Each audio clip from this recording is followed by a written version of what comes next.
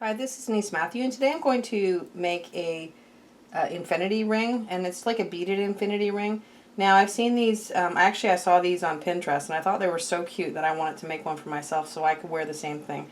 It took me a while to try and figure out a design that would work, and I finally have, and this is my version of it. I'm sure there's probably other versions out there, but this is the way I decided to do it. I've used 20 gauge wire. I've also used 7mm. These are dyed howlite. They look like turquoise, but they're inexpensive. The only thing to keep in mind is make sure that your wire goes through your bead without any problem. You can use crystals, any kind of beads you like for the same thing. Let's get started. I'm working with about a foot of silver tone wire. It's actually, people ask me about the wire I use. Generally I use a copper core wire with some sort of a coating on the outside. And generally I try not to get anything that has, sometimes they have sort of a plastic coating.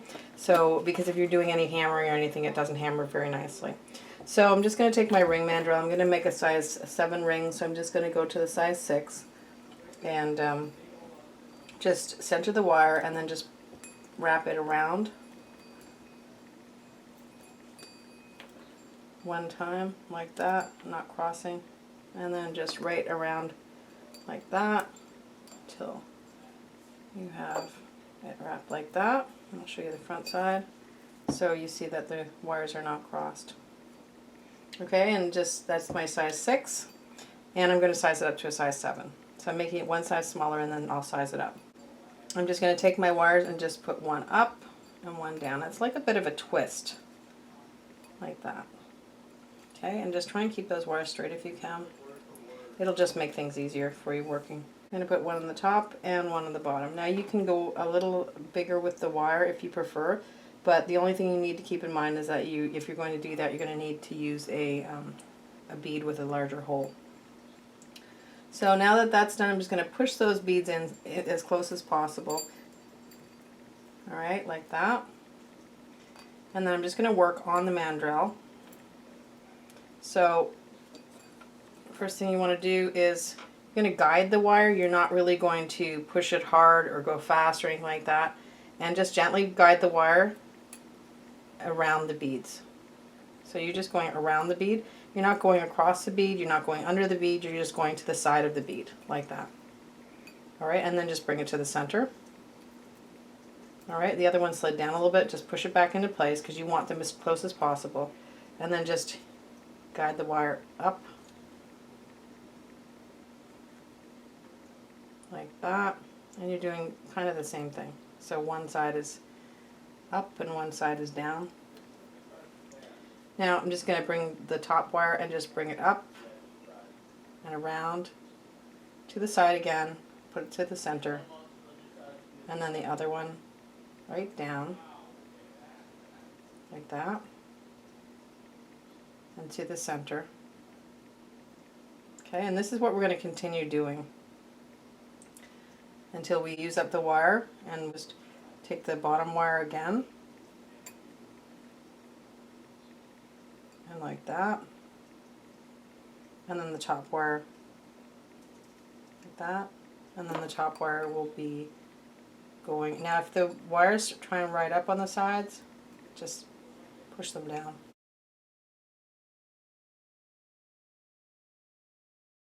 And put it down like that.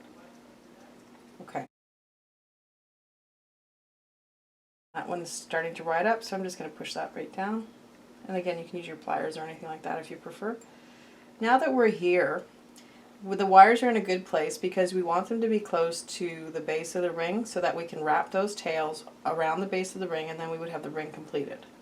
I will have pictures at the end too so that you can see how the wires are being wrapped, so you'll have an idea of how to wrap them.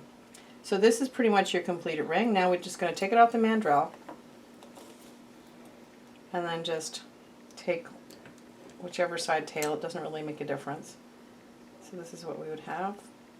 And then take one tail and then just wrap it around the base of those two wires that you started out with, and just be gentle with this because you don't want to pull too tight because you might affect the ring because it's not perfectly stabilized yet. Okay, so just you can do 1 or 2 wraps just to keep it in place, and we'll go back and neaten that up.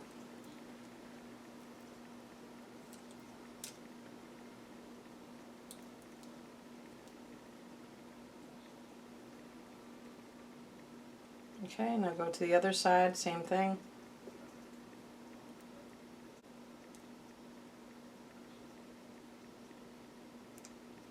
Just holding those wires in place.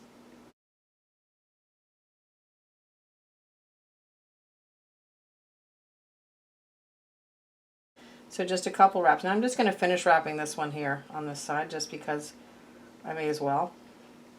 So I'm going to do about 3 or 4 wraps on the side. It doesn't really make a difference. You can decide how many you want to do. That's a little bit far away from the center, so I'm just going to bring that right in. Okay, so I'm just going to bring those coils in. And then I think that's probably good for me. I'm just going to trim that back. And then just tuck in that wire. And bring those coils together so they're nice and tight and neat. Okay.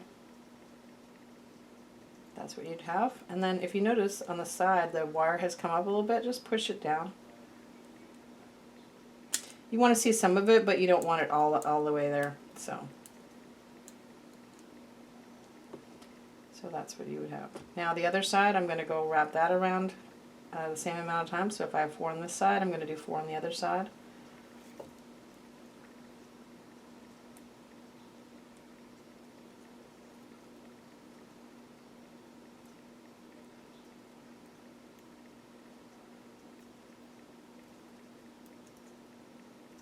Okay, so just trim that back.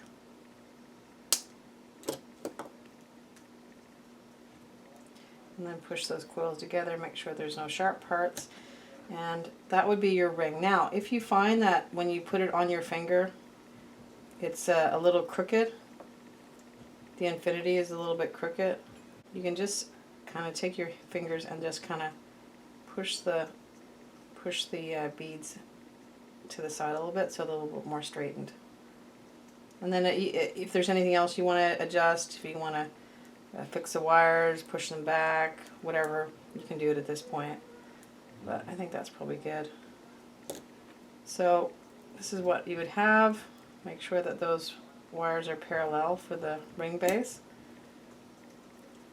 And now I'm just going to put it back on the ring mandrel and size it up to a size 7. So push it right down, and it's still a size 6, so I'm going to use my hammer just to flatten it, but I'm also going to use it to an angle just to bring it down to size it. Now you could use a rawhide hammer if you prefer, and that'll not put any marks on your wire, but I like the textured look. Here we go. I'm going to turn down the sound so you won't be able to hear it.